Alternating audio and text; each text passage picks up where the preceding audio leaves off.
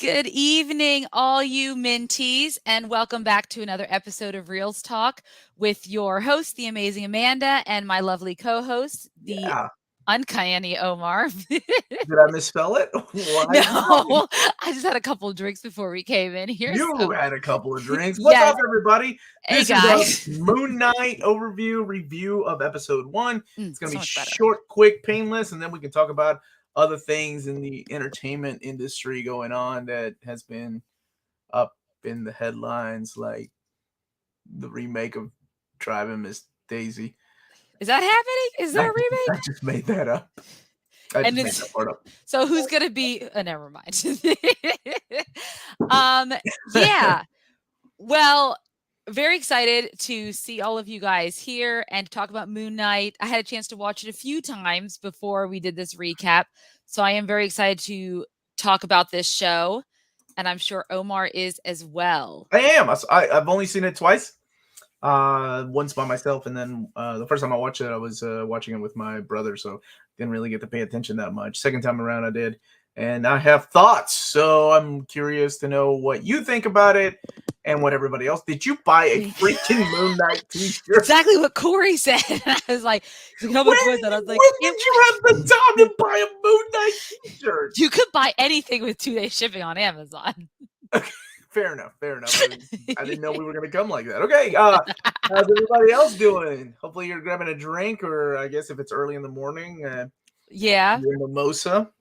I don't know. Always Q's mimosa. Yes. And Matt, I also watched it about 3 times. So you and I are on the same page. Same page, everybody. Same page. Yeah.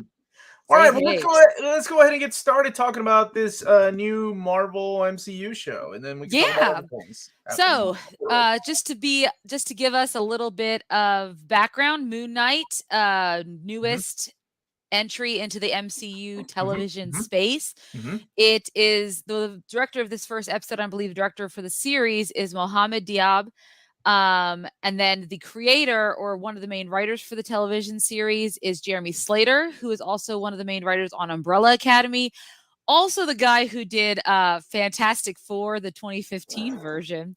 And when asked if he would ever consider doing another Fantastic Four now that Kevin Feige and the gang have taken over, he said, they don't want my stink on that film, which is funny considering that he's doing this television series. Anyway, it stars Oscar Isaacs as Stephen Grant, Mark Spector, Moon Knight, respectively, Ethan Hawke as Arthur Harrow.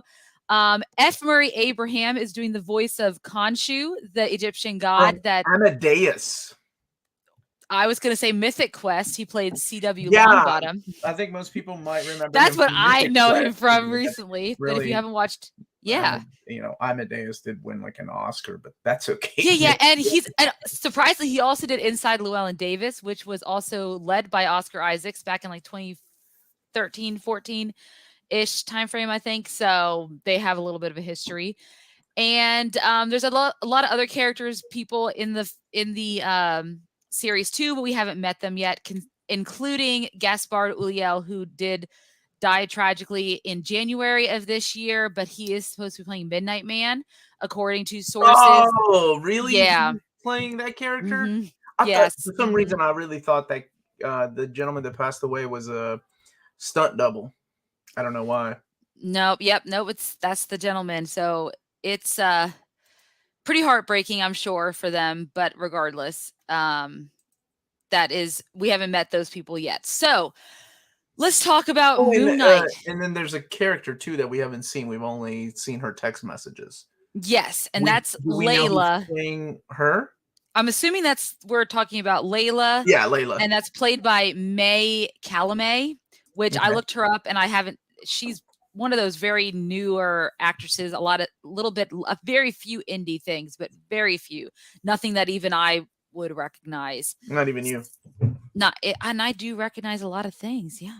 So you do. I mean, that's one thing I've always said about you.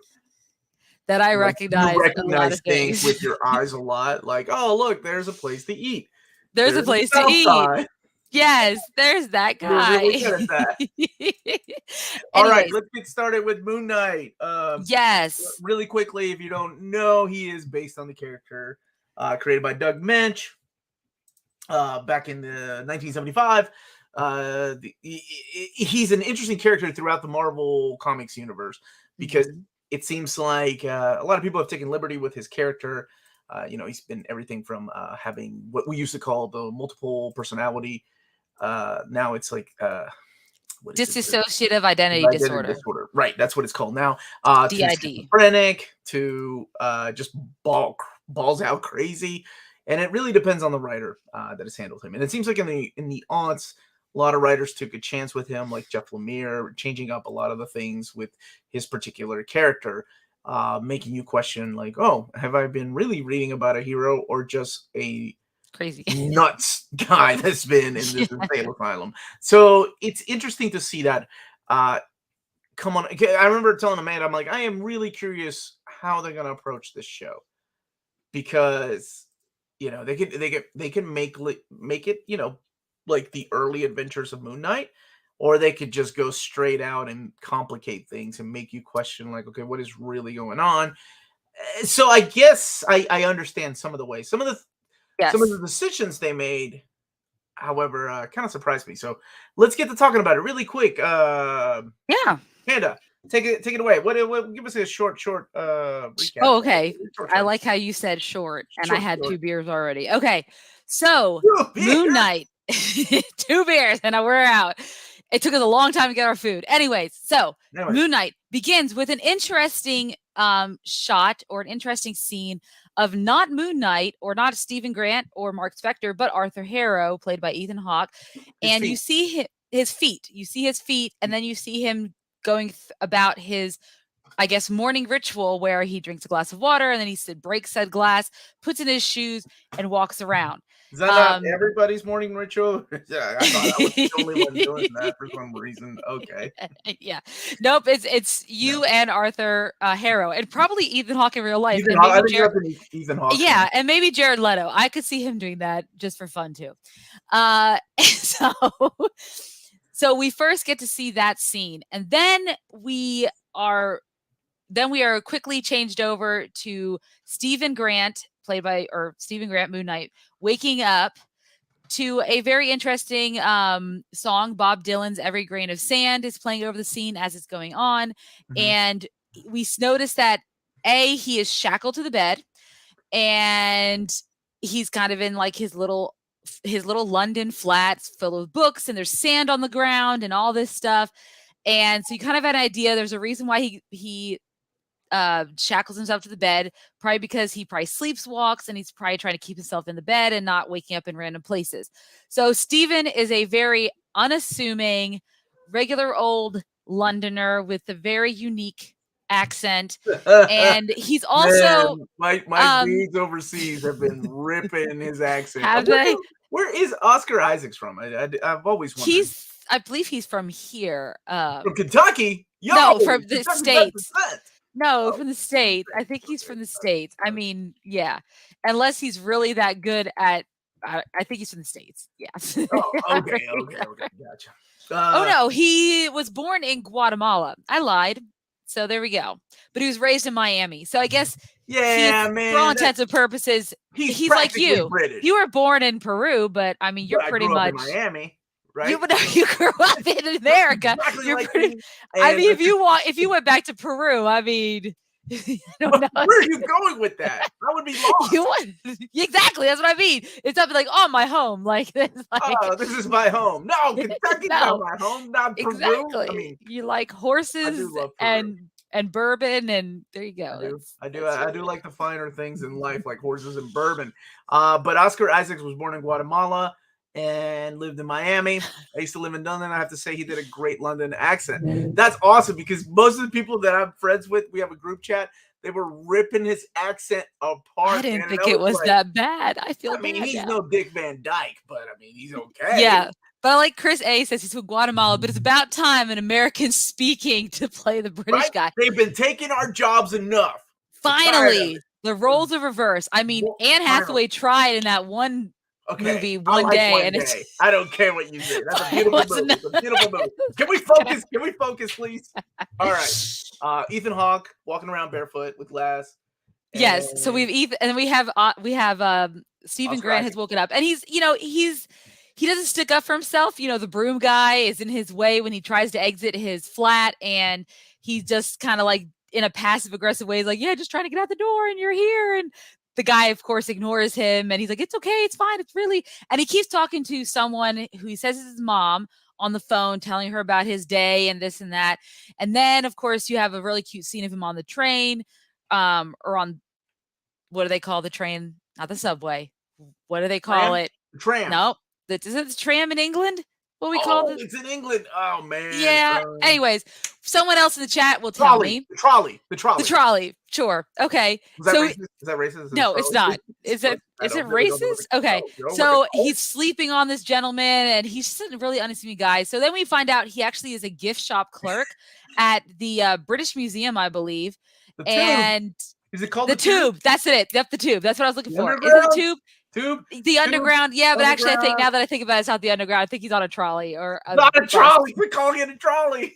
I think it's Subway's underground. Okay, he was not underground. Yes. No, he wasn't. So it's not that. It was a bus or gotcha. Trolley. Okay. Anyway, so he is a gift shop clerk at the British Museum, and he, of course, seems to always be like forgetting the things that he's doing. Like a girl who works with him said, "Are we still on for our date?" And he doesn't remember asking her out. The answer is always yes, guys. And if this ever happens to you, it's always, oh my God, yes, of course. Yeah, he's pretty smart for all that. And what? No, it's interesting how long they played that out for the entire. It was very long. The long end game with the date. What's happening to me? I don't remember anything. Go ahead though. Anyways, so he doesn't remember that, and of course she shows up late a lot, according to his boss. So she kind of gives him like what she considers like a crappy job, which is doing inventory. But he is clearly very interested in Egyptian gods and Egyptian history, because you catch him giving a little bit of history to a young schoolgirl, and of course the lady, his boss, is like, we already said no, you can't be a tour guide, you can't do this stuff. So he clearly has a love or some type of history behind the Egyptian gods. He really enjoys it, but he's stuck being a gift shop clerk. And so then you kind of come to find out in his life he's also a vegan, which is kind of hilarious to what happens later on with his date. And eventually we see him going back to his room, and he listens to these series of tapes on how to stay awake. And he does things like reading books, which honestly, I don't know what this book they're talking about, because some books put me to sleep. Doing puzzles also put me to sleep. So I do Sudoku sometimes at night. But he's playing on a Rubik's Cube. TED Talks put me to sleep. I don't like learning, so that bores me. Yes, and he was also talking to the statue guy, the living statue. Yo, we don't know if that dude is a badass or not, though. He's just a mime right now. He's talking to the mime. He works for the hand. And he was also talking to the statue, and of course, telling him his life. So he clearly doesn't have a lot of friends, doesn't do a lot of things outside of his job, except maybe ask this girl out on a date. And but that wasn't really him. But was it really? Exactly. I don't think it was really him either. Amanda Dawson put me to sleep. I know. Sorry. So then eventually he does fall asleep. So we appear, and he wakes up, and he's no longer in his apartment. He's in the Swiss Alps, and his jaw is broken, and he has to readjust it, and it looks awfully painful. And then he starts to hear good use of like practical effects. I agree. And keep in mind, everything here they filmed on location for a lot of this. So really? Everything we're seeing is on location. Yes. So in addition to that, then he starts hearing this voice, this ominous voice, which first I was like, is this Venom? And I was like, no, it's not. Dude, it's F. Murray Abraham. No, I mean, I had to look it up. But then I realized it's not, and he kept calling him an idiot, and he's like, get the other guy, where's Mark? The idiot's in control again. And then he looks up, and he sees these two guys looking at the window, and they start shooting at him. So then he's trying to escape these two gentlemen, and as he's escaping, he runs into this little town in the Swiss Alps, and there is a man, Arthur Harrow, who is essentially a cult leader of some kind, and he is passing judgment on all these people, talking about how they should follow Amit, who is an Egyptian goddess who was imprisoned by her fellow gods because she could judge people and see if they were worthy, if they're good or bad, and she could have saved humanity from all these things like Hitler, like a lot of other bad things that come to mind. Pulpit, is that what she said? Paul. Yeah, anyways, so you could, but yet they didn't want her to do this, so they imprisoned her so that humans could get their free will, essentially, I'm guessing. But in a sense, he has this a connection to Amit with this tattoo that is alive, and it's the scales. And as someone comes up to him, the tattoo judges to see if they're worthy or not to see the coming of Amit. And this, of course, leads Stephen Grant to witness him killing an old lady. And of course, the people who are shooting at him are working for Arthur Harrow, and they're like, the scarab was taken. We don't know who it is. And of course, then Arthur, who is a very intelligent man, decides to use his little saying to get everyone to bow. And of course, Stephen has no idea what it means. So he hesitates, which of course that means that Arthur knows that Stephen is probably the person who stole the scarab. Stephen has no idea what this is. It's in his hand. Then you have the Egyptian god Khonshu telling him, don't give it to him. And you start to see his body kind of, moving in different ways. And then you start to see the flashes of where things go black. And for example, when he is about to hand it over, things go black, and all of a sudden all the gentlemen who are about to attack him are on the floor bloodied, his hands bloody. And so you have nights like that? Yeah. Nights like that, yeah. Yeah, that's what everyone's excuse is. It was another person. It's not like an Egyptian god named Khonshu talking to me. It's usually tequila. But yeah, I've had several evenings like that. Yeah. Ooh, a little bit of a DC there for Tavon. Is Jaime Reyes going to take this care of in the next episode? No. Yes. So then he ends up stealing a Cupcake truck, and then we get a nice little car chase scene. Of course, we have the bickering back and forth in his head between him and this random out of body voice that is trying to talk to him and tell him to give the body over to someone named Mark. Stephen has no idea what's going on. He's just freaking out. Of course, Harrow's guys surround him. He ends up smashing the guy's face with a cupcake. And of course, he has a lot of blackout moments where one time these two guys are about to get him with their guns, but then blackout, and now he's holding a gun. And he's like, how did this happen? Anyways, but he is able to escape and blacks out, of course, again. That's because Mark has officially taken over. And next time he wakes up, he's back in his bed. He thinks it was all a dream. And then when he goes to feed his goldfish, who we saw earlier in the episode, he realizes the goldfish, which only had one fin at the time, now has two. So now he's freaked out. So he takes the goldfish Which back. is the name of the episode, right? The name the of the goldfish episode problem. The goldfish problem. Mm-hmm. Exactly. Mm-hmm. So he takes it back, and the lady is trying to tell him, I don't know, like our goldfish come with two fins. You've already been in here once. And he's like, what are you talking about? I've not been in here once. Then he realizes the time, thinks that it's time for his date, because it should only have been, one day until his date. But so it wasn't. But it wasn't. He gets ready. He gets all dressed up. He goes and sits at this steakhouse that he is a vegan, so he shouldn't, he's going there for her, obviously. She doesn't show up. He calls her, and she gets upset and says, it's Sunday, not Friday. And he's like, I don't know what you're talking about. He's like, it doesn't change the fact that it's Sunday. Lose my number. Don't talk to me. So poor Stephen Grant, so sad looking, orders a steak, doesn't really know, he's vegan, so he doesn't know what to order. So he orders the best bits, then the best steak. He doesn't know what to do, and he ends up eating this poor steak. And so then when he's back in his flat, he is then visited by Khonshu, the god who does take over his body, and thus he becomes Moon Knight. And we get this really awesome scene where he's trying to escape this god, and he ends up in the elevator, and you see the god coming towards him. I actually have a picture of it because I thought it was really cool design. So as he's coming.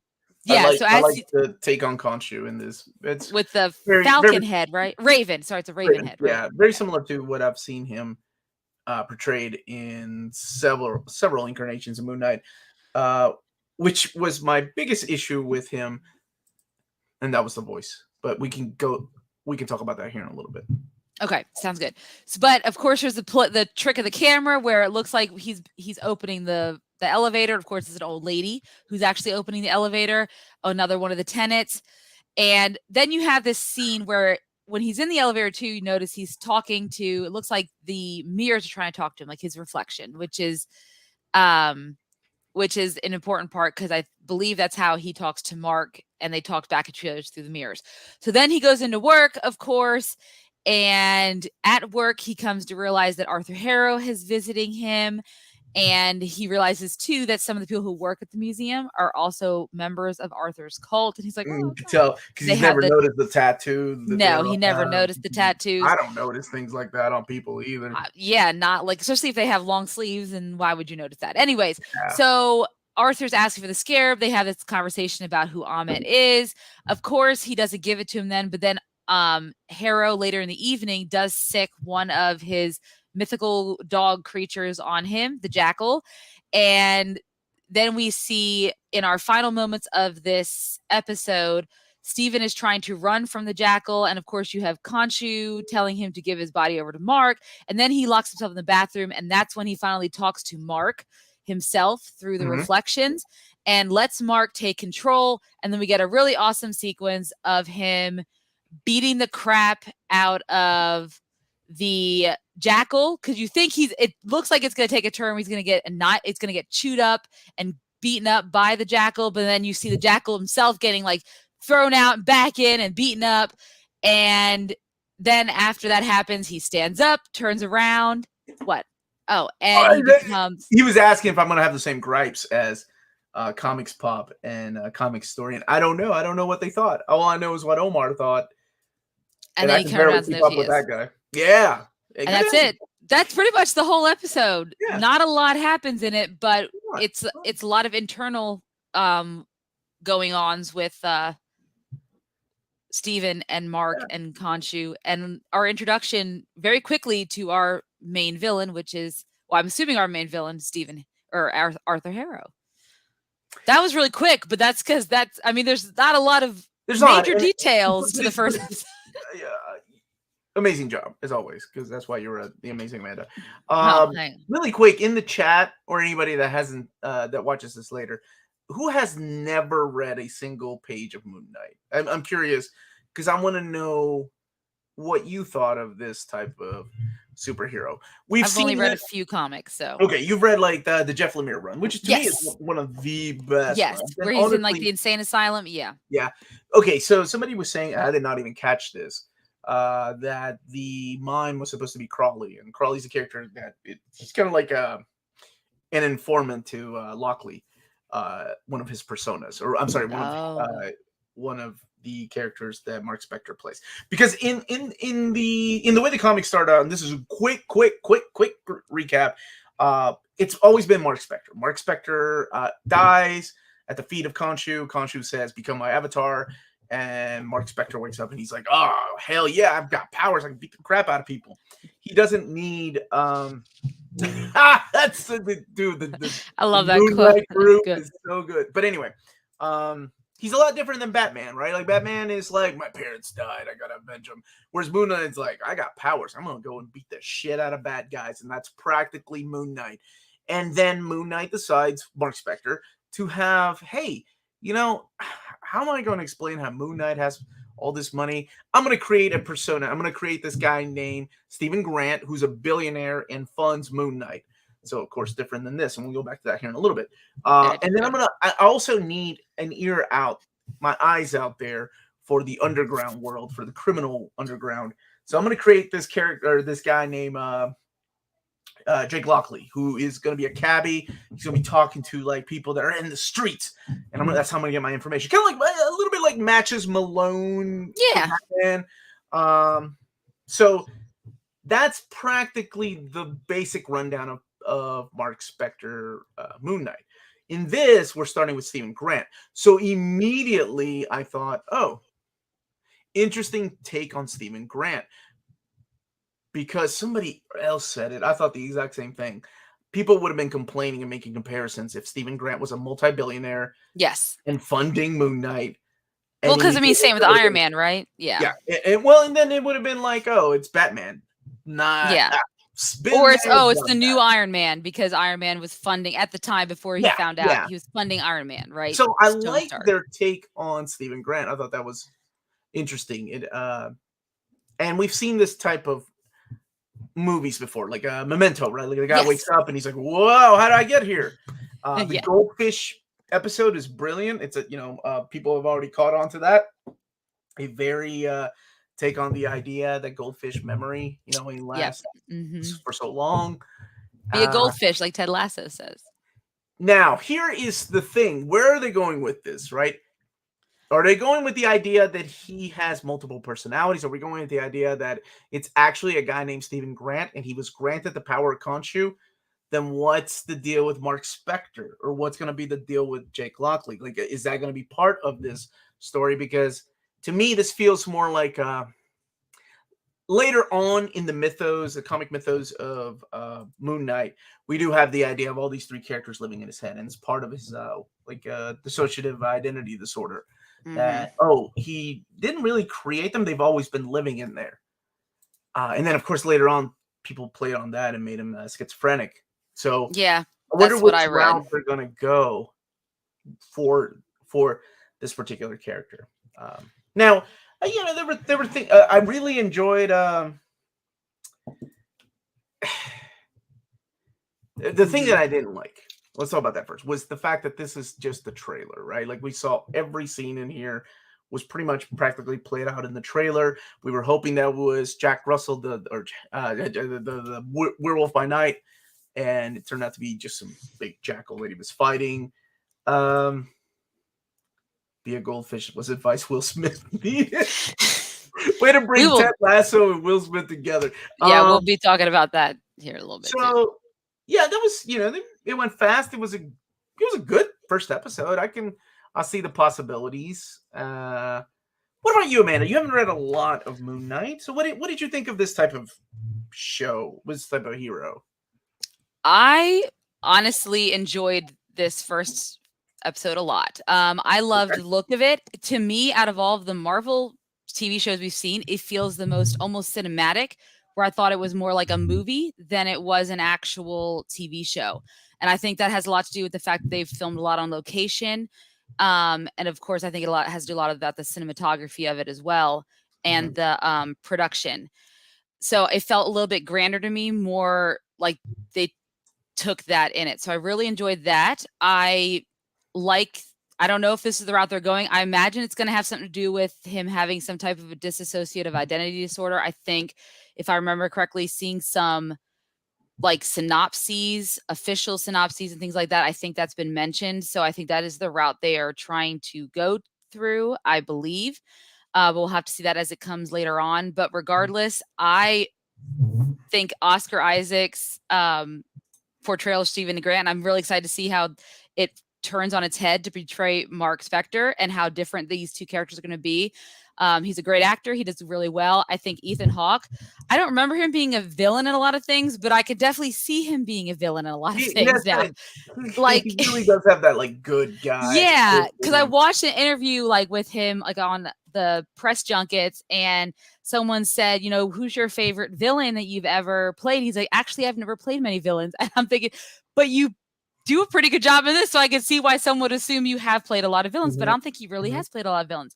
So I think he's an interesting villain, that one of those that we see a lot where you could actually see his point of view and see his side, and that'll be interesting coming up to see how that's reckoned with as the series goes on, because we've seen that played out in other things like Captain or Falcon Winter Soldier, where you could see the point of view, but at the same time the way the whole thing was executed, a lot of people didn't like, right? But I actually liked, since I don't have a good vision of what Khonshu's voice should sound like. At first, it was off-putting because I thought it was like a very Venom-esque voice. And I was like, we're not trying to be like Venom, guys, right? Yes, because it is. Go ahead. Change all names for 10-year-old.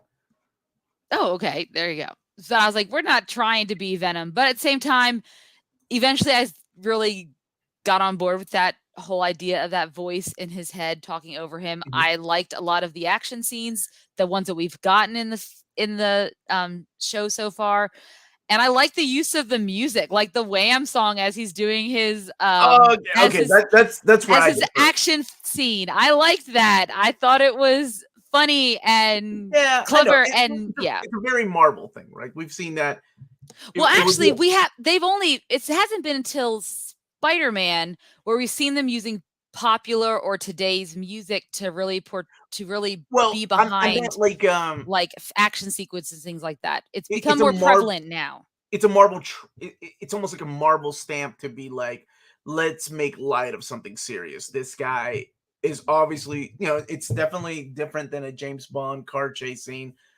Let's have some fun with it. And then Wham started playing, which is Wake Me Up, right? Which ironically they chose the right songs to play. That's that's the right song. Yeah, it was but it didn't. But to me, it didn't make light of the situation at all. You could still feel like, and I think that's a testament for me to Oscar Isaac. I never felt like they were trying to make a joke out of it, but I felt like I could see Steven's worry and his confusion, and like I really could feel what he was going through, even though the song was just cute because it was playing, and and it was a little bit different the way it sounded too. It didn't sound like the normal tone that you would expect it. So the lumber truck chase, yeah, that's one thing I noticed. Very Final Destination. We're not no Joe.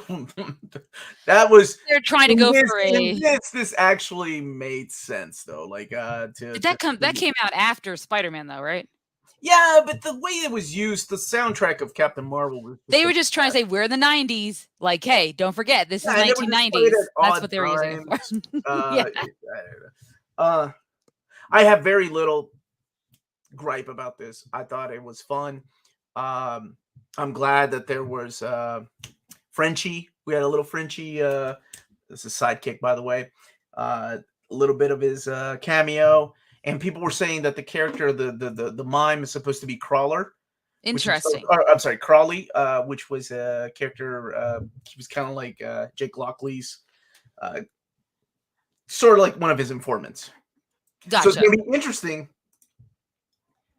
if Stephen Grant talking to this guy, like Mime doesn't talk to him, and then later on he talks to Jake Lockley, right? According to IMDb, he's only in one episode. And it was the goldfish problem. So yeah, that probably was him then. Maybe it was just a little Easter eggs that they put in there. Yeah. I'm curious to see where it's gonna go. Is it 6 episodes, right? 6 episodes, yeah. Which is probably why they didn't do 2 episodes at once. Which we're going to talk about another show coming out on Disney Plus later on that will premiere with 2 episodes. But it had more action than the Batman. I tell you what, it moved a lot faster than the Batman. Even though I think less happened in the show. Like if you really break the episode down, not a lot happened. No, but it's definitely a different type of show, right? We're used to 100%. It's not an origin story. This is you pretty much getting thrown in there. We don't know how long he's been Moon Knight. We don't know how long he's had, this particular disorder. So it is going to be interesting how they add, like, each episode plays on that, and how bad of a bad guy Ethan Hawke's character is. I love the absence of MCU references. It was nice. It was refreshing. Right? Like, I missed that too. After watching Peacemaker, we both love Peacemaker, and I remember thinking, man, I don't think Marvel could do anything like this. Not because it's R-rated or edgy. But they still made references to other DCU characters in Peacemaker, but it wasn't so like standalone-ish. It wasn't like they were talking about something that happened. We didn't hear about the snap like in the Eternals, right?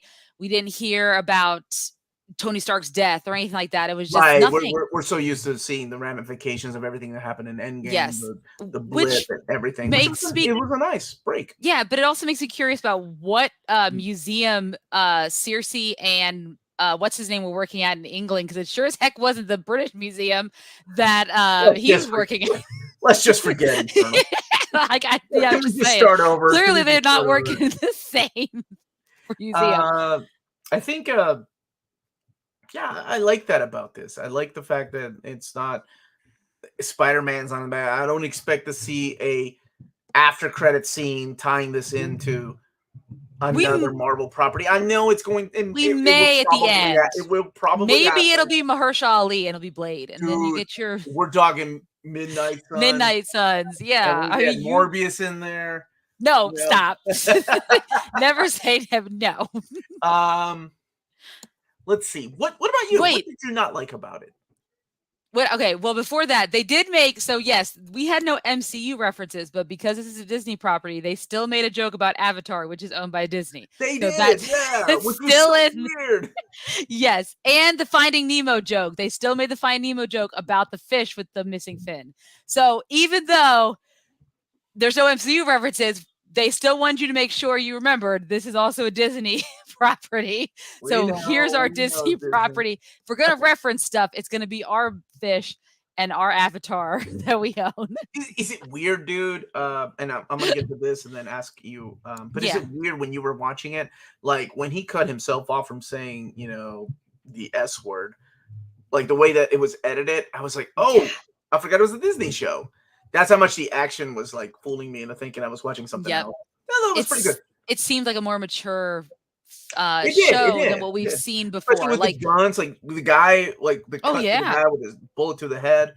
There was a lot more adult themes in that, like as far as the action and violence, than there were even in like Falcon and Loki and things like that. And Falcon and Loki did have Falcon and like the shield and all that. That definitely did have some violent scenes. Has anyone talked about the QR code for the Werewolf by Night comic under the fire alarm in the first? What? No. Is that a thing? I gotta look it up. That is so cool if they did that. Omar's checking it out right now. But okay. I would like to see Midnight Sun's minor Toledo.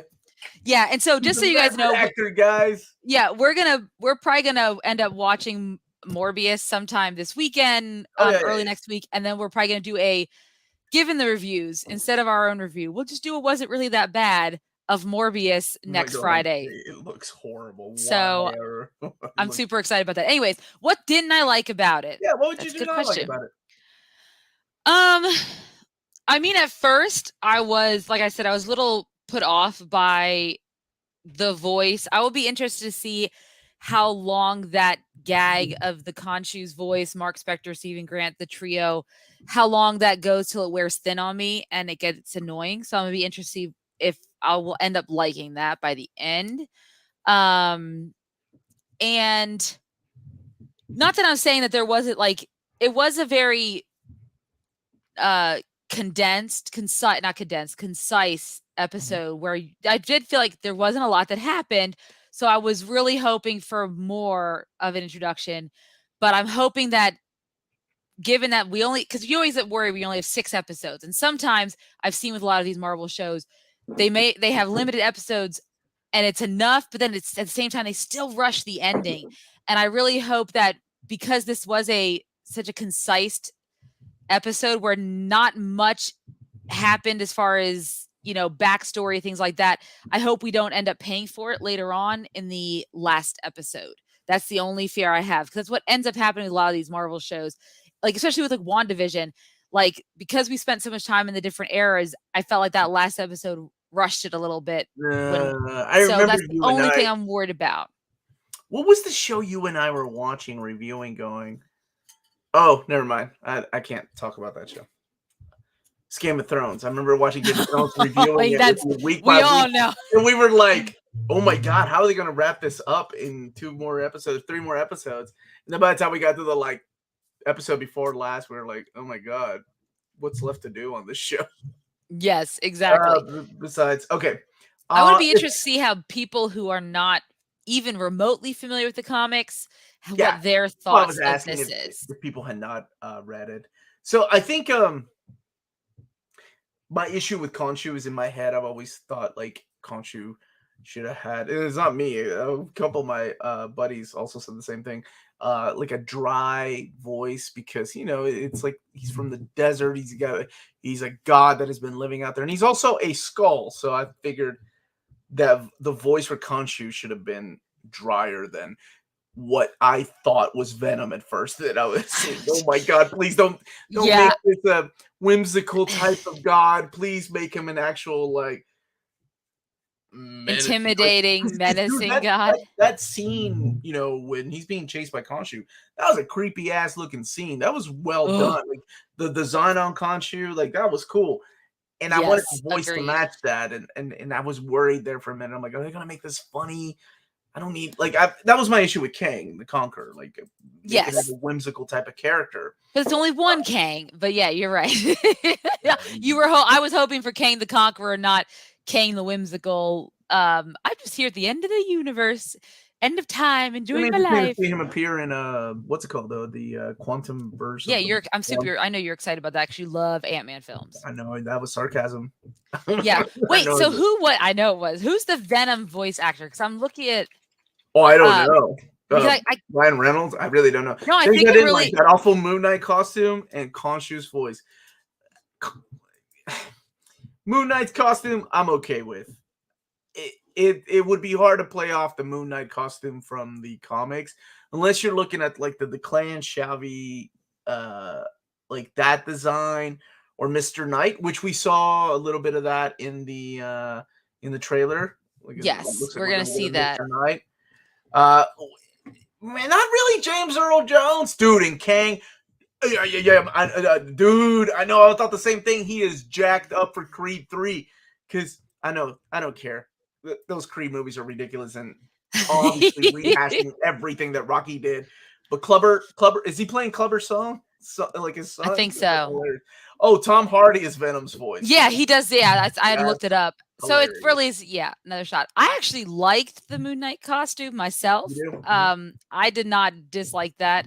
And but I do like, from the comics I've read, I do like Mr. Knight with the sleek. Oh, yeah. But then again, that does remind me of Mr. Negative as well, who I do enjoy and really do hope the rumors about Stephen Yeun playing him are true in some future Spider-Man movie, because that'd be awesome. What movie Spider-Man is out there, man? We don't even know. I don't know. He's in anymore.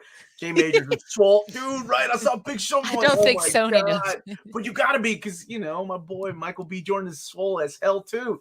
So whenever you're gonna put up somebody.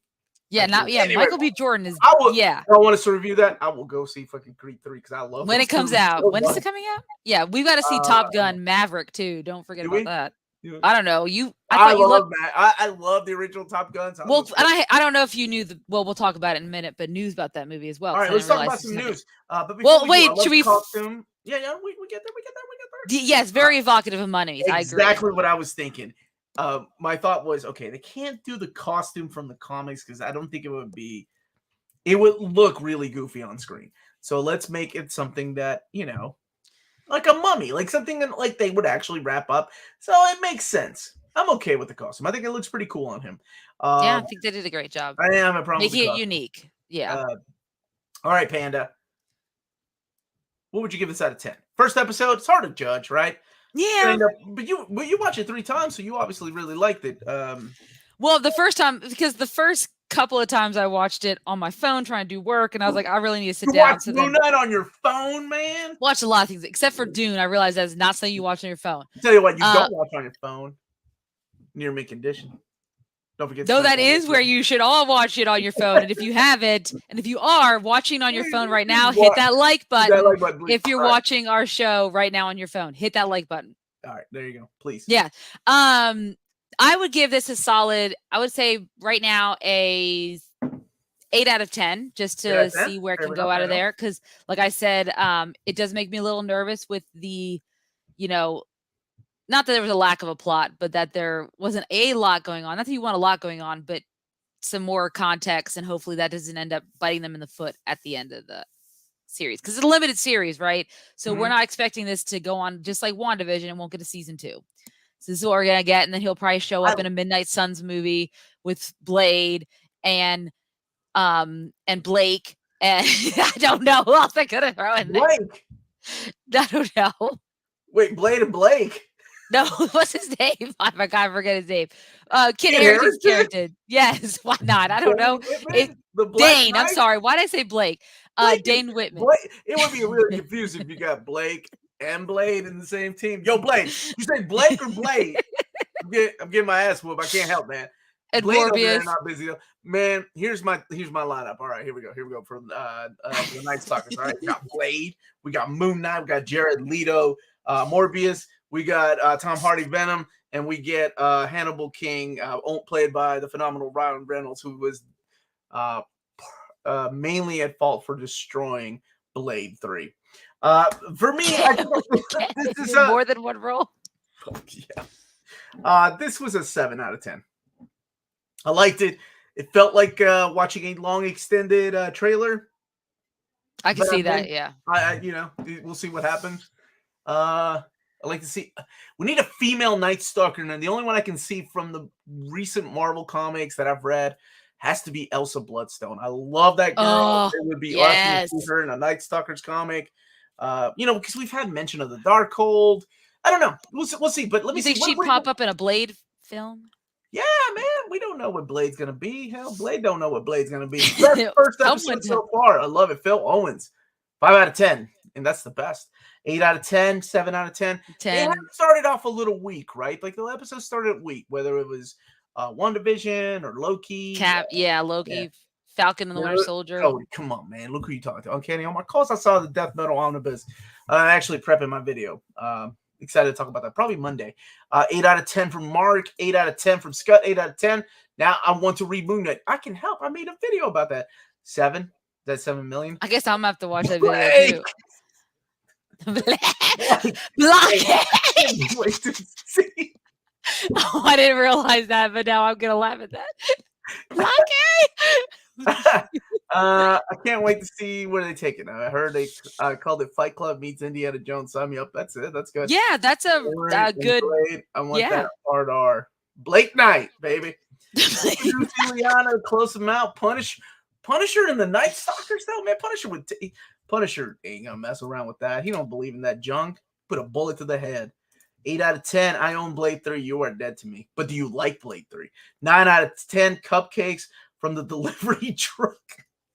Yeah. Yes. The delivery truck scene. That was like Oscar's performance was my favorite part of the episode. I enjoyed the autonomy between Steven being a regular innocent dude and Mark being an absolute savage, since I've never read. Yeah, it's a lot different than the comics, but man, it's so good. 7 out of 10 from my buddy Atit and Elsa Bloodstone. One day, man. One day. One day. All right. Now, and if you're watching this later, let us know what you would give this out of 10. Yes. All right, Amanda, let's talk about some news. What's going on in the world of entertainment? I haven't heard anything good. Should we start with the most recent thing? All right, the biggest thing. Okay, so obviously the reason on Morbius. No, Morbius 2 has been greenlit as of tonight. You heard April Fools. That is not true. Ruin the joke, man. All right, James Abel, this is great. I think this is perfect. Who do you think had the worst week? Ezra Miller, Will Smith. So Omar and I. Will Smith won an Oscar. Yeah. So Omar and I and our family all got together this past Sunday and watched the Oscars, and we've got to live. Here's the thing. We always do. Like the Oscars is something that we both enjoy. We always do. We've actually made episodes about them. We did. We were the cool kids before it was cool to watch the Oscars. We just put that out there. Exactly. So of course we saw the incident that happened between Chris Rock and Will Smith. A lot of development. We were shocked. We didn't know what happened. I was just so busy looking at my ballot, and then when I realized that nothing had been Pokemon Go, and I'm like, man, that's true. And when I realized nothing had been said in a few minutes, and I was like, did the sound go out? And then I realized something had happened, and it was there. It is. There's my buddy. Yeah. So basically, a lot of stuff has happened. The Academy Awards after the whole thing said they were going to look into it, and the most recent news that broke right before the show was just what Josh said. Will Smith has announced that he is resigning from the Academy of Motion Picture Arts and Sciences. Now what does that mean exactly? That he's no longer a member of the Academy. Does he have to give his Oscar back? No, that's not what that means at all. This is him doing it voluntarily. So this is him doing it voluntarily. So the Academy did a disciplinary notice on March 30th, with like 50 some odd of their governors. And keep in mind, their governors include the likes of like Rita Wilson, Steven Spielberg, Ava DuVernay. So there's like a lot of these big people in this meeting, right, discussing this whole incident. And they gave Will Smith about 15 days to respond in writing that they believe that what does that mean? Joe just said, I guess that means he can't vote. I don't know if that means he can't be nominated, but I think it does mean he cannot vote. But then now this is just him doing it. The their official vote on what's going to happen doesn't happen until April 18th. He just voluntarily resigned from the Academy. of Motion Picture Arts and Sciences. But on April 15th, they talked about expulsion from the Academy. That was something they did talk about. That was on the table. But according to some insiders, taking away his Oscar has never been on the table as far as the rules. They did, of course, say not inviting him back for the next year's Academy Awards as well. So not being able to attend next year's Academy Awards is also be a thing. But they have not officially voted on any actions they're going to take. He just did this voluntarily.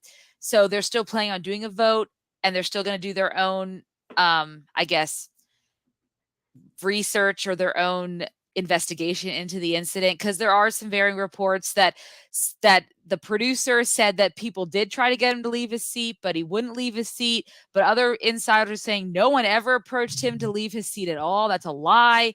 And then, of course, then there are sources saying that Chris Rock said he declined to press charges, but then there's other people saying no one ever talked to him about any of it. So there's a lot of weird stuff in the air. It's, a lot of people had issues with the Oscars before. I've always loved them because I love movies and I love celebrating them in all facets. I mean, there's a lot of things about this Oscars I was not happy with, and this is not even the end of it. We can talk about the didn't make it to the memoriam. Yeah, we could talk about the awful in memoriam with the dancing and praising and not focusing on all the actors who lost their lives this year.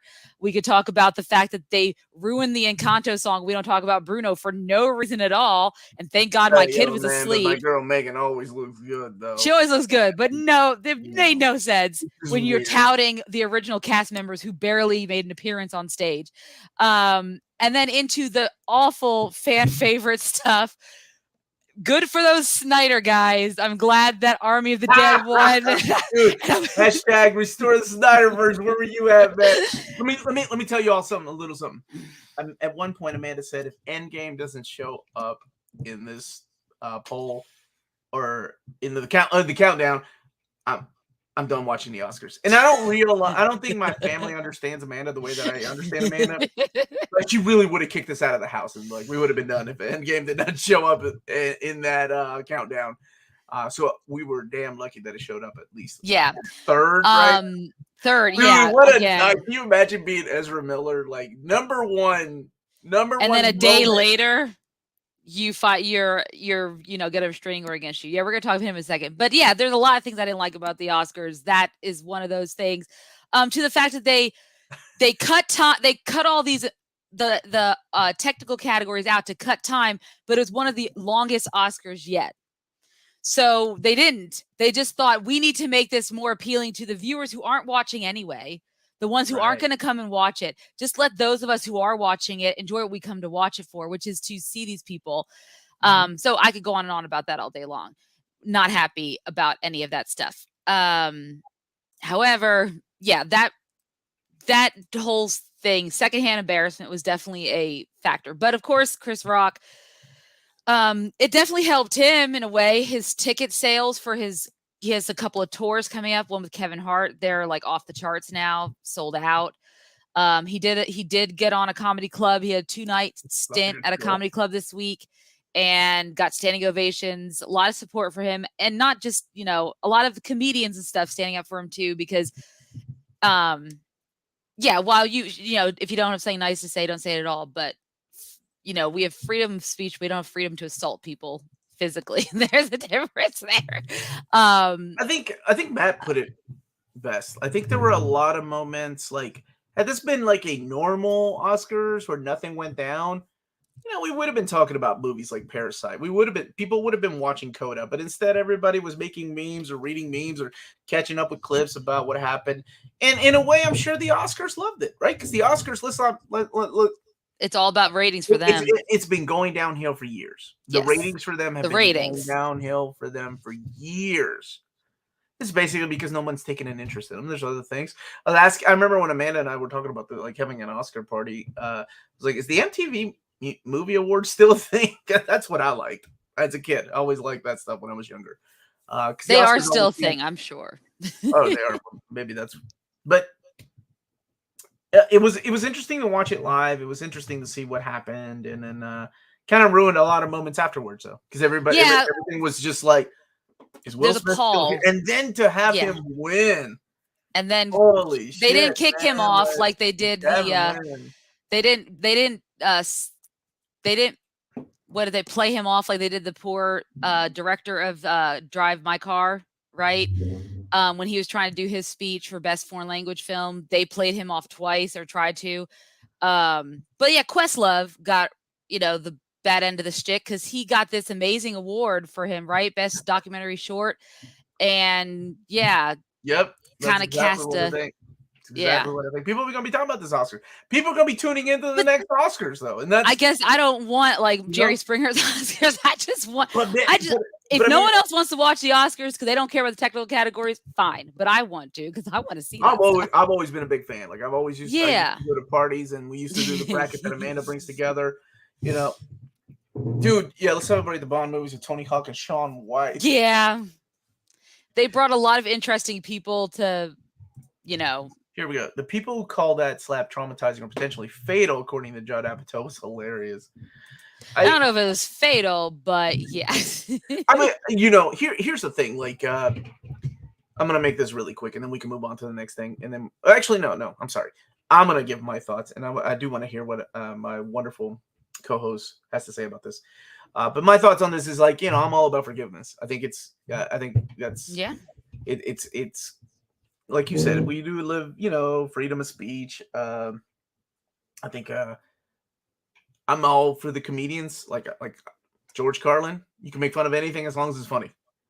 I mean, and I stand on Chris Rock's side when it comes to these things. And I've done a lot of crap in my life, and I've been angry. But sometimes you got to look the other way. Sometimes you got to be the better person. And or a worded tweet later on, right? Or just go up to the guy that you're having issues with. Don't make it this big huge thing, man. You're gonna make everybody look bad.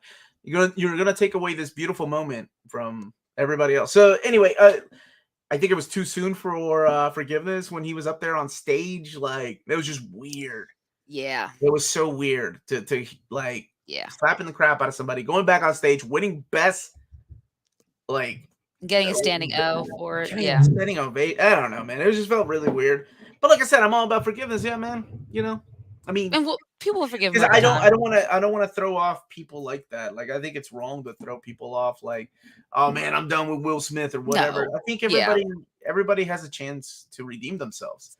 Yeah. But give me a little bit of time. Don't go right up to you do this and be like, woo, and then in tears talk about, bringing people together, the devil, King. It was just a really weird speech. What about you, Amanda? How do I feel about it? Mm-hmm. Well, I definitely don't like the pall it cast over all the other winners of the rest of the night, and the fact that, something like Coda didn't get to be recognized in the papers the next day because all anyone could talk about was that, because it actually was a really good film, and no one talked about Jessica Chastain waiting, and she was fantastic in Eyes of Tammy Faye, and she was great. Remember I told you that too. I'm like, I mean, so that they make fun all those comedian stuff. I mean, it is. Imagine if Ricky Gervais was on, right? I mean, think about the things he's said in the past, right? You know what I mean? And I even know someone had posted a clip of Will Smith making fun of a bald person on Arsenio Hall when he was younger, right? So they've all done it. I mean, he was a comedian too once. Should he have made fun of her with her disorder or with her alopecia? Probably not. But whether or not he knew about it, I have no idea. It'll make Madagascar 4 or whatever really awkward when they film it. Is Will Smith and No, Jada Pinkett Smith and Chris Rock are both in it. She's the hippo, and he's what voice acting isn't. Not when they're on the red carpet. They gotta go on the red carpet sometimes. Omar, dude, Bel Air. Can we cast Chris Rock as Will Smith's dad? Amanda's been saying that all week. Well, someone made that joke, and it just made me laugh. Anyways, but I mean, I feel for Will Smith too because he's had a really rough go of it. His personal life, thanks to his wife being extremely open, has Josh really Peterson coming in with the strong conspiracy theories here. Pfizer sponsored the Oscars. Pfizer's doing a big. Oh no! I love you, man. That's my dude, though. I love Johnny. Yeah, but I mean, like he's also gotten the short end of the stick a lot in the last couple of years because people making fun of him for his relationship with her because of everything but I mean, when you're in the spotlight, though, No, I know. definitely That's do not that, excusing what he's done, just like, right? Chris It Rock, happens. exactly. It's just he made that point, we're famous, we have to take this heat all the time. You do. I mean, they do. That's, they have to listen to us, people like us crap on them, the Twitter people, the Snyderverse crap it on them if you're not like, I Man, mean, everyone's been there. really quick, like Smith's action embarrassed the black community. I think Will Smith represents a lot, right? Like to a lot of us, like he's like the good guy in Hollywood. He's the good guy in music. Come Well, on, that's man. Eminem was remember when I talking said, about him not having yeah, a curse in his records, right? I listened to Real Same Slim thing. Shady, and he's like, Will Smith didn't go to cuss in his raps to sell records. Well, I do, so F him and F you too. I was like, huh, that hits differently now. It's real different. That's what happens when you go Hollywood, man. Will Smith should be like my boy Keanu Reeves and live back like humble, more of a humble life. Keep it Yes. humble. That's what it is. No matter how big you make it, you got to keep it humble. All right.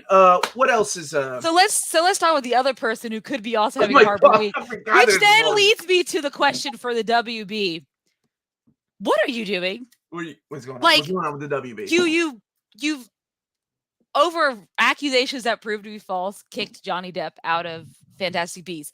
But yet, here's Ezra Miller, who, yeah.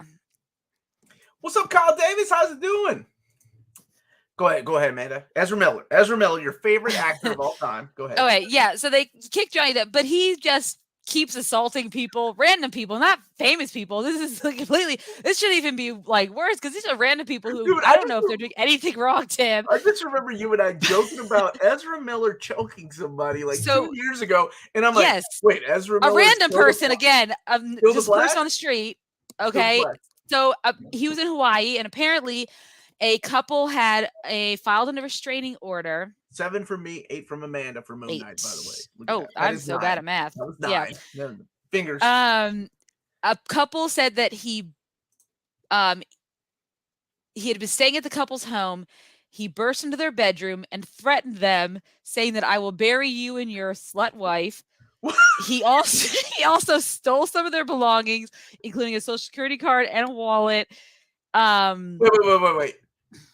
The Flash stole money. And he was bailed, but the couple were also the ones who bailed him out on a $500 bond following their arrest at a karaoke bar. I'm so confused. Regardless, he just got the Oscar fan favorite moment for going back in time in the Speed Force in the Zack Snyder universe, and here he is stealing from a couple he's staying at their house in Hawaii. I think there's more to the story that we don't know about. But regardless, I have a question for the WB. Why Johnny Depp, but why not Ezra Miller? I mean, why Johnny Depp? Johnny Depp was in some heat back then. I will tell you this though. I remember texting you going, "Let me tell you something. If I got my ass whooped by Ezra Miller, I'm done. I'm done with social media. I'm out. Like I'm moving. I don't want to hear it because then I'll be known as the dude that got his ass whooped by Ezra Miller." Yeah. So apparently, according to the police, during their investigation, they found out that Ezra Miller became agitated at a bar while patrons were singing karaoke. He started yelling obscenities and grabbed the microphone from a 23-year-old woman singing karaoke and later lunged at another man playing darts. So they asked him to calm down, but that did not work. I don't know what's happening, but I don't know how, and I know I don't think he'll be at the promotion for Fantastic Beasts later this month. I would imagine not, right? Because he's still in the movie. He's still in Fantastic Beasts. So again, WB, if you're where one, but the other is not equal, I don't know where that fits, but whoa. He's got some kind of problem. Whoa, guys. Alcohol or something. Absolutely. But, yeah. It sounds like he's a lot of demons in there, man. A lot of demons. Yeah, a lot of stuff going on. But a lot of people are upset about it because, Johnny Depp was fired because of the whole thing with Amber Heard. But again, the accusations were proved false, and she was the one. And again, she's still on the Aquaman, as far as we know, too. But yeah, it is it is really interesting. It's crazy. These What's going celebrities, on? man, they out there running wild, dude. I love Diego's. I'm afraid to go after Ezra Miller and ask him for a selfie now. Grant Gustin is ready, man. He is ready and willing. He already got his flash suit. He's ready to get on screen. The biggest rumor I heard about Flash is the lady who looks amazing, by the way, that is playing Is she playing Superwoman or Supergirl? Can't remember. Yes. In the movie, Supergirl is going to be the replacement for Henry Cavill as Superman. Like the WB is done with Superman, and they're gonna focus on her and moving forward. Justice League or whatever they do, that's good. Then again, when I was reading that, I was like, oh wait, it's a WB in DC. God knows what they're gonna do 5 years from now. Well, so they're asking, did people just agree they're false? Well, I mean, I think it has something to do with depth allegations. Depth allegations. I think it has something to do with the actual proceedings and stuff, the defamation lawsuits and things like that, where he had sued one of the newspapers overseas. Is she still? Yeah, she is. Yeah, and they had, of course, this brings up a lot of stuff. I mean, they're calling on a lot of people like Jason Momoa and things like that to bring on text messages back and forth, that because of course he was working with Amber Heard at the time. And so as far as I know, the suit was dropped, and I think that's where people are going with. Obviously things have come out where what she's saying may not necessarily have been completely true. And it's hard to say. You're not in someone's relationship between two people and what goes on. It's hard to say. From our standpoint, we can only, again, which is why. Yeah. So that's some crazy stuff happening just this week. And who thought it would be a slow news week, man? I mean, and as far as the Supergirl stuff, at least I got Henry Cavill as the Witcher. That's all. He's Geralt, and I'm pretty okay with that. Yeah, he is. He is good. And they're already filming. What is this? Rodimus Primer. Is this real? Because I'll be. Is it? Wait a minute. Which Aunt May? Never mind. That doesn't matter. Is it Rosemary? Is it Rosemary? Is that an angel? Oh man. What else is going on, Amanda? What's going on in movie news? What are we going to be doing next week? What are we going to be doing? Well, we were talking about what we're doing next week, which is was it really bad for Morbius? Just because watch Morbius. Yeah, we could give you our review right now, but with the reviews, I'd rather look at it from that lens. Is it really as bad as all the reviews are saying? Is it though? Anyone in the chat, have you seen Morbius yet? I know you're obviously with us right now, so you're not going to a late night showing on a Friday, but did you see it on Thursday? See it at a matinee? Let us know what your thoughts are on that. I mentioned that a little bit earlier. Wow, we don't have an actor, but there was a nice little Easter egg about Frenchie. I did look through that. I didn't see anyone labeled as Frenchie in the. Wait a minute, are you guys serious? Because is there a real video out? Just maybe are they for research? They're in a movie, they're in the movie together or something. Who's playing? Yeah, I think that's what it is. Because I'm reading Rodimus. They're doing a steamy scene over Zoom. I think him and Aunt May. Okay. Yeah. Okay. I would have taken any Aunt May, even the old lady. Didn't matter. I think they were probably in a movie together. I'm not watching Morbius in theaters. The after credits are so bad. Oh, I can't wait to talk about this. I can't. Yes.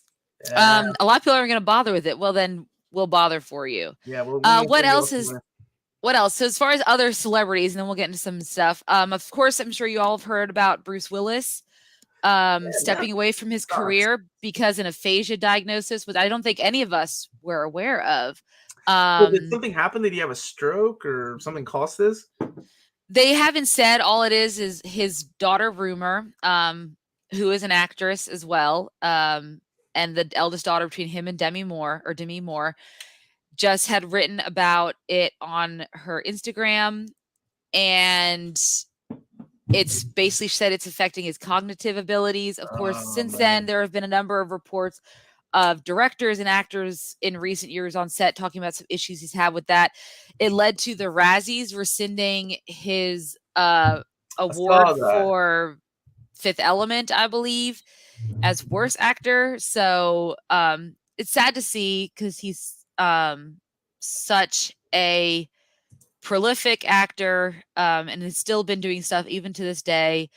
But obviously, if it's something like that where it's a condition that's robbing you of your ability to communicate, to speak, write, and understand language, verbally and written, then yes, I could see that being an issue for his career. And hopefully, taking a step back, his family can get him the help he needs, and he can, be with his family, and just know that he's had such a good long career that we've all loved and enjoyed, and be at peace with that as well. So, man, yeah. Do you like Unbreakable now, though? Have you No. changed your mind? Okay, just making sure. I'm just asking. That has nothing to do with Bruce Willis. Bruce Willis and everything else. Yeah. Not anything to do with Bruce Willis, man. Yeah. It's crazy. 1 week away from the movie of the year, Sonic 2. Unbreakable is an underrated film of his. Really like that a lot. I'm glad you all really like Unbreakable. Yeah. And speaking of Sonic the Hedgehog 2, that's probably going to be your last chance to see Jim Carrey in a film. What do you mean, my dime? What do you know about me? No, I mean, because he has stated in a recent interview on Access that he is retiring from acting to spend more time with his family. He's just been with his family. He wants to stay being more of a family man and retire from acting. Of course, this all comes on the heels of his comments about Will Smith and all that stuff. But yeah, he has decided to retire from acting. Worst actor for the last movies in the last couple of years, all direct-to-video movies. Ezra Miller? Who we talking about, man? Dude's an icon. John McClane. Dude, I showed my daughter for the first time Die Hard last Christmas before last. Maybe. She loved it. It was so good. Fifth Element is awesome. Hudson Hawk was great. Whole 9 yards. Nobody talks about that. Moon Knight, Solo's Batman. Not related, sorry, but so excited about Metal Omnibus, Omar. Yeah, fingers crossed, man. Missed opportunity for Bruce Willis to say, yippee-ki-yay, I'm retiring, mother. Unbreakable is underrated, but not enough, Paul. Oh, my God, Philip. That's two things I hate in one sentence. Thank you, Philip. Just not enough Paul Rudd in that Unbreakable movie. We get plenty of Paul Rudd. All right, what else is in the news, Amanda? What's going on? Well, they talked about how excited they are. So Top Gun Maverick is coming out May 27th. For those who forgot that we have a Top Gun long-awaited sequel. No. With Miles Teller, Jennifer Connelly, Cruz, and Val Kilmer is set to reprise his role I love as you Iceman. Miles Teller first instead of Tom Cruise and Val Kilmer. I don't know. I feel like for some reason they showed a lot of clips of Whiplash at the Oscars this year for some reason. So he was in all these clips, and I'm like, why do we keep seeing a lot of Whiplash? It was a good movie, don't get me wrong, but dang, it's like it was their go-to movie was Whiplash to show. What's up, man? On Friday nights. Friday nights is when we talk about the comic book movies.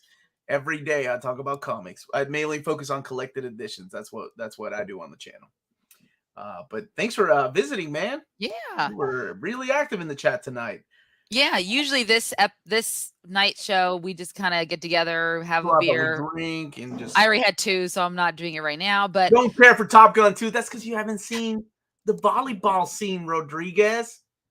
Yep. It's going to be 10 minutes long this time. More slow motions. I was trying to finish King's Protocol to like kind of sell much. So we usually have like a themed episode. And then it's usually about an hour and a half, 2 hours long. And at the end of the episode, we kind of talk about movie news and things like that. Usually it's not too much gossip. It's just addressing things that obviously came to light this week, related to movies and television, but most of the time we focus on. I'll be honest, man. The nerd culture, right? Our comic book movies. To kind of give you a recap, sci-fi fantasy. We talk about every Friday night. I'm gonna show you some gifts, okay? I am playing favorites. Yep. Okay. Thank you. Okay.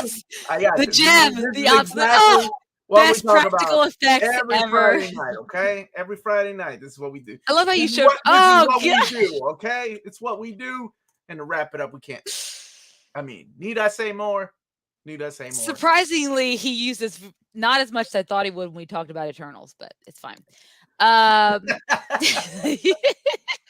Call me Rodriguez. But we do stuff like with me. like one of our things we like to do is a Was It Really That Bad segment. We haven't done it recently because we have a lot of new stuff, but definitely during the pandemic when nothing new was coming out, we revisited what critics and audiences most likely called the worst comic book movies, and we reviewed them and said, are they really the worst comic movies? And we talked about them. So we got to see some real gems over the course of the last couple of years doing that show. We will revisit that. But right now, a lot of stuff's been happening. We took a little bit of a break, but we're back. We're back. Yeah, I had a baby. Things like that happen. Like, so that's an excuse to take a break. It's never an excuse. Double whammy, Phil Owens. You're welcome. And you forgot I even threw Chris Evans in there. Thank God. I don't discriminate. Yeah, I think you got rid of my other meme, though. I had to. It was too sexy for this show. It is too sexy, but it was both of them. All right. Anyways. So speaking of wine, go ahead. Of news, important news. So I mentioned this earlier about the 2-episode premiere. We did not get one for Moon Knight, but we are going to get one for Obi-Wan Kenobi, guys. So yes, on the Disney Plus Twitter page, beautiful Ewan McGregor came out on a little video and announced they are pushing back the premiere date of Obi-Wan Kenobi from Wednesday, May 25th to Friday, May 27th. And they're going to be showing us 2 episodes for the premiere. And it's also going to be going head-to-head with Netflix Stranger Things, which is also premiering on May 27th. But again, you can binge that in one weekend and be done with it, right? Obi-Wan, you get 2 episodes, but you still gotta soak it in. Go for the long haul. You can't just binge it until you have to wait for like 4 or 5 weeks until it's actually all over, right? So while it may initially go head-to-head with Stranger Things, it won't for the time being. So, Omar, what do you think about Obi-Wan getting pushed back? Do you think there's a reason they decided to do that? Yes, I do. What's the reason? I have to look at our text messages because you gave me the answer. I think it's because of let Miss Marvel soak in. Is that it? Did I get it? Yeah. Well, so that my theory is that when they announced Ms. Marvel was going to premiere Wednesday, June 8th. Go ahead. Sorry. Go ahead. Yes. So when they wait, I thought they won, or they lose their next match. Well, they lost one, but they won the next one, and now the actual drawing for the World Cup is happening. Oh, okay, gotcha. Yeah, my sister had sent a picture because she's in Peru right now. Of all these, or a video of all the people celebrating, and I saw. Yeah. She don't know what a party is until them dudes win a freaking game. Anyway, go ahead. So yes, so when they announced Ms. Marvel was going to premiere Wednesday, June 8th, it did lead me to wonder. That's interesting because Obi-Wan won't be over yet, and because of that, they're going to overlap. And that would have been the first time we've ever seen any of their we don't need that Disney shows overlap, right? Mm-hmm. So I keep wondering if there's a reason why they've pushed it back to this Friday premiere, showing 2 episodes at once, maybe so that they can have good numbers for Ms. Marvel when it premieres on Wednesday, June 8th. Because there could be that worry where I don't have a calendar in front of me, but if I think guys, correct me if I'm wrong, but I believe Obi-Wan has 6 episodes. Is that correct? I think that's what you told me. Okay. You're waiting for everybody else because I know you don't believe. Yeah, I want to say it has 6 episodes. So I think they're trying to get as many episodes in before they have Ms. Marvel and don't overlap the series. So we'll see what happens if that actually comes to work to what they need it to be. But regardless, you got to wait a couple more days for Obi-Wan. So is there much of a crossover between the demographics? I think so, between Marvel shows. And I tell you what, it's probably because they own both, right? Yes, they do. What are you doing? What was that? I was saying crossover.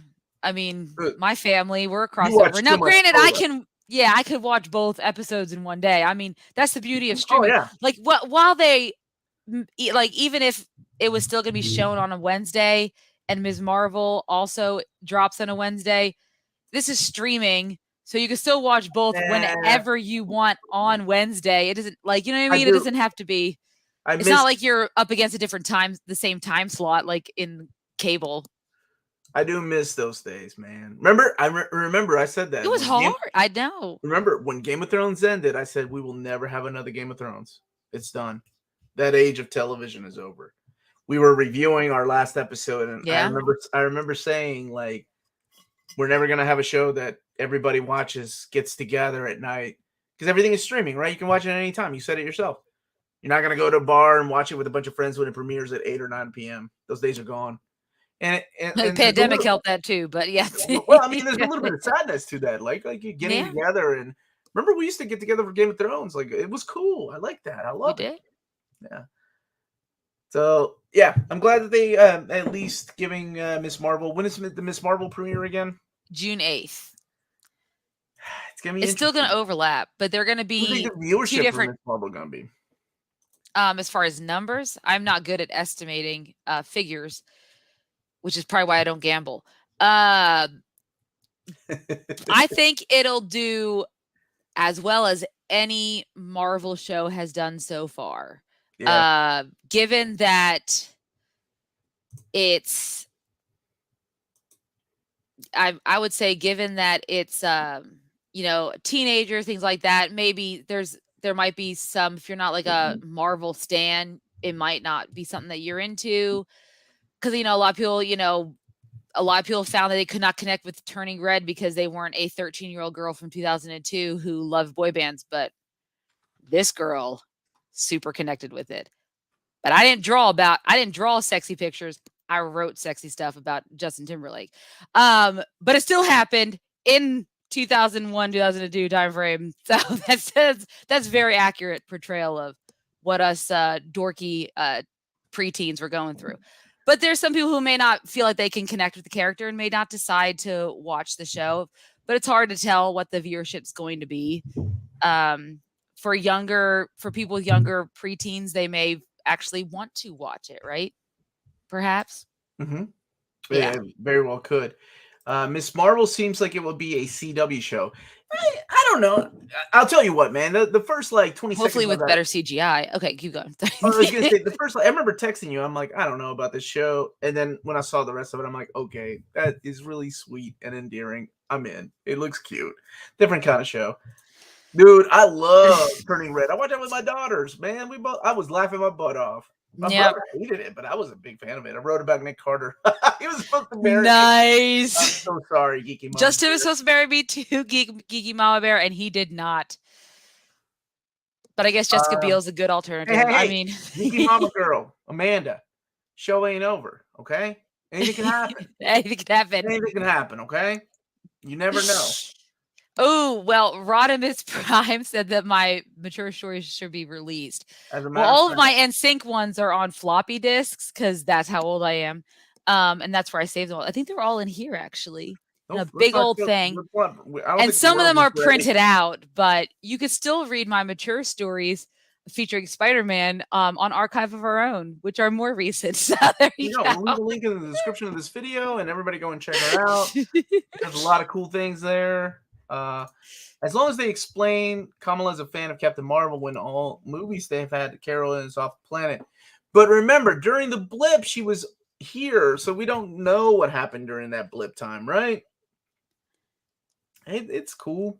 Yeah, she probably had to make her way at some point. Oh, thank you for the super chat. Thanks, man, I'll check y'all stuff. Selma is hot as F. I assume that means she is fun.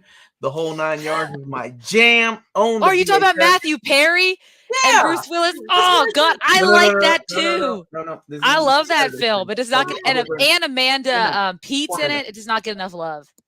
Amanda Pete's bringing it back to Game of Thrones because she was married to one of the producers. The producers. That's right. Which D? I don't know. I don't remember which one.